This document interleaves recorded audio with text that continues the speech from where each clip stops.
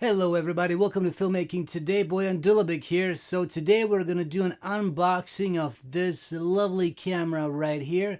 So this is the Panasonic G85. This is the one that comes with the kit lens, which is a Panasonic, what was it, 12 to 60 mil. So let's go check it out. So, all right. First, we got the usual stuff here. Whatever, who cares? No one cares. All right, let's open this puppy up. So, all right, first of all, over here, we've got the lens. So this is the lens hood. Let's open up this guy. All right, it's a nice little lens hood. Very nice. Okay. Now we've got the lens. Okay. Now, stay tuned. I will be doing a separate review just on this lens because this is actually a pretty sweet lens. The 12 to 60, which is it's a kit lens, obviously, but it is honestly one of the best, from my research, one of the best lenses out there. So, yeah, stay tuned. I'll be doing a review on that one. First impressions, it feels nice. I mean, it's definitely on the lighter side. You know, this plastic, obviously. I don't think there's any, there's a little aluminum, I guess, there, but it's definitely made out of plastic. So while it's nice and, it does feel sturdy, definitely plastic. So there's that. Now, what do we got here?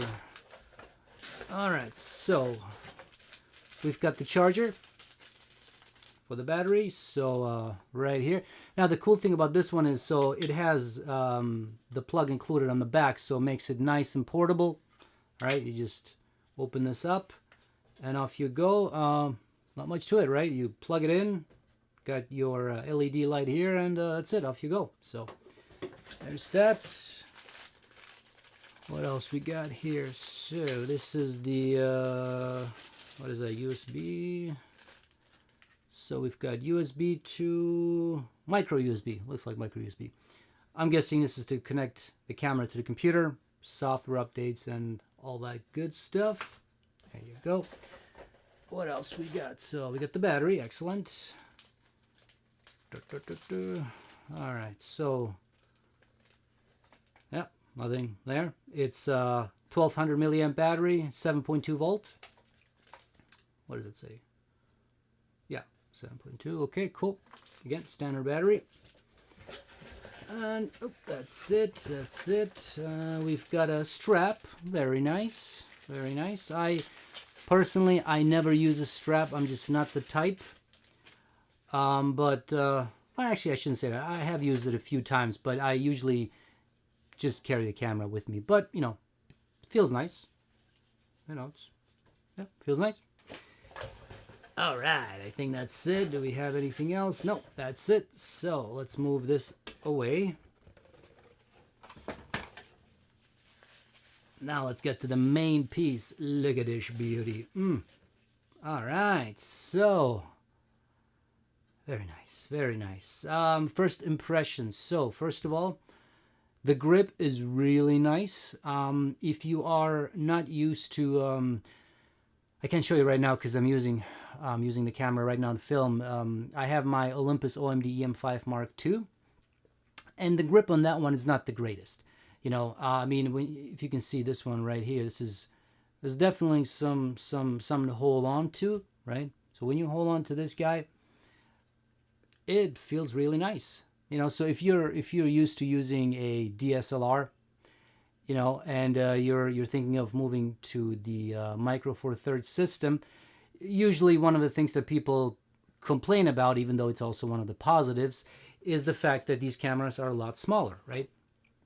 So, with this kind of ergonomics, it'll be much easier for you to adjust to it, right? And it's nice. It really feels nice. Again, first impressions, it's very light. Obviously I don't have the lens on it. Well, why don't we just put everything on it, just see exactly.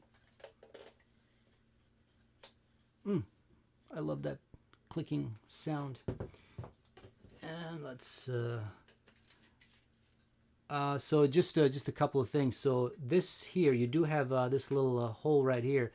So this is if you want to use a I guess they're called coupler, power coupler, which I have ordered. It's basically if you want to plug this guy into the wall, right, or plug it into a external battery, a power bank.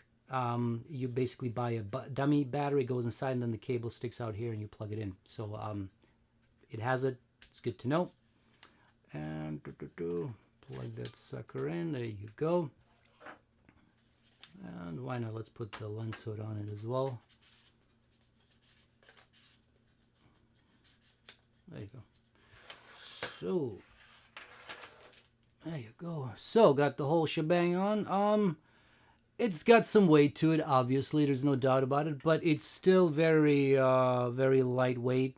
I mean, you can hold this in one hand easily. At least I can. I don't think it's a problem. But it's like I said, it's got some nice girth to it, so it's not too flimsy or anything like that. So it feels nice. You know, we'll just go quickly through the all the buttons on here and all that stuff. Let me just make sure I got this in focus. There you go. Okay. Well, why don't I go a little closer? There you go. Okay. So you've got on this side, you've got obviously all the main buttons if you want to switch from manual mode, shutter priority, aperture, video, all that stuff. On this side, sorry, it's a dial, it's not a button. On this side, you've got so you've got more settings here. Obviously, single mode if you want to shoot in burst mode. There's the 4K 4K photo mode, I think it's called. So basically, what happens? You take, I think it's a 30-second clip. I'll stay tuned for a full review, right? I'll talk about all that. But basically, you take a however long it is, let's say 30-second clip, and then you can extract any frame out of it and use it as a, I think it's an 8-megapixel image. So this is great if you have fast-moving objects, kids, whatever, if you're sports, you know, all that kind of stuff. So I'm looking forward to exploring that one more. Then you got a bunch of function buttons. So you've got, I think it's 5. 1, 2, 3, 4. Yeah, there's 5. One of them is hiding somewhere. Which is great. So you can really program, you know, every button to do something else. So that's great. You've got a couple of dials here, so you know that's good. And then your usual button layout here for the menu. You know, ISO, white balance. Yeah, there's a function button as well, and you know, all that kind of stuff, which is great. And this is the thing that I loved about this one. You get your screen that, you know, swivels and moves, and you can adjust it to basically however you like it, which is good because other models by Panasonic, the GX models, they don't have this guy. So it's basically, you know, it basically is in here, and you can only go up and down. You can't swivel it out, or whatever your terminology is, which sucks, right? So this is definitely much more versatile, right? Especially for video, right? And then just want to show you also the ports here.